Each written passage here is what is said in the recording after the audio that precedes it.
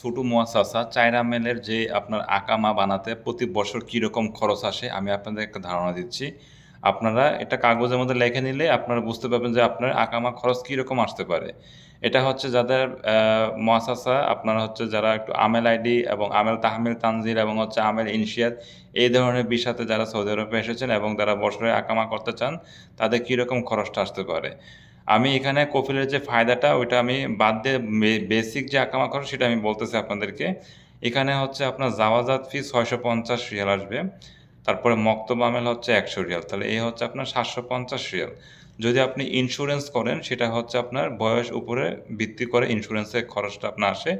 তো নরমালি যাদের বয়স আপনার কম তাদের ৩৫০ করে কিন্তু ইন্স্যুরেন্স খরচটা আসে। ঠিক আছে? তারপরে হচ্ছে আপনার কুয়া খুলতে হয়। কুয়া খোলা বাবদ এখানে আপনার প্রায় ১,০০০ বা ১২০০-১৩০০ রিয়াল এরকম নিয়ে থাকে। কুয়া ছাড়া কিন্তু আপনি এটা হয় যখন আপনার একটা কফিল আপনার ওই করবে, তলব পাঠাবে, রিকোয়েস্ট পাঠাবে তখন সেই কুয়ার মাধ্যমে কিন্তু অ্যাকসেপ্ট করতে হয়। তো তারপরে আপনার হচ্ছে এই হচ্ছে যে খরচগুলা। যদি আপনার কোনো জরিমানা থেকে থাকে, আকামা যদি এক্সপায়ার থাকে তাহলে সেই ক্ষেত্রে আপনার ১ম বার ৳৫০০, দ্বিতীয়বার হচ্ছে ৳১,০০০। আর কফিলের ফায়দা এটা হচ্ছে আপনার ৩৫০ হয়, ৪০০ হয়, ৫০০ হয়, ৫৫০ হয় এটা বিভিন্ন শহর উপরে আপনার ভিত্তি করে, ঠিক আছে? তো এই হচ্ছে আপনার ইকামার যে খরচটা ছোট মুয়াসাসার। আসসালামু আলাইকুম।